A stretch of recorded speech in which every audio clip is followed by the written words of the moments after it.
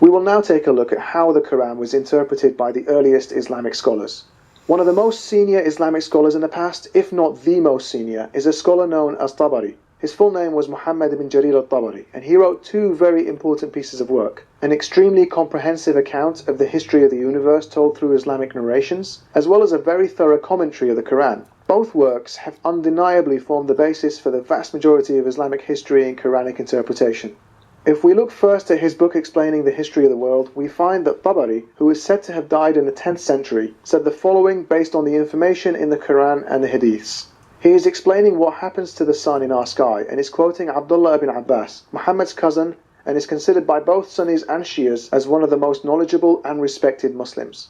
Then he said, "For the sun and the moon he created easts and wests, positions to rise and set, on the two sides of the earth, and the two rims of heaven, 180 springs in the west of black clay. This is meant by God's word, he found it setting in a muddy spring," meaning muddy, hamia, black clay, and 180 springs in the east likewise of black clay, bubbling and boiling like a pot when it boils furiously. He continued, "Every day and night the sun has a new place where it rises and a new place where it sets. The interval between them from beginning to end is longest for the day in summer and shortest in winter. This is meant by God's word, the Lord of the two easts and the Lord of the two wests," meaning the last position of the sun here and the last there. He omitted the positions in the east and the west for the rising and setting of the sun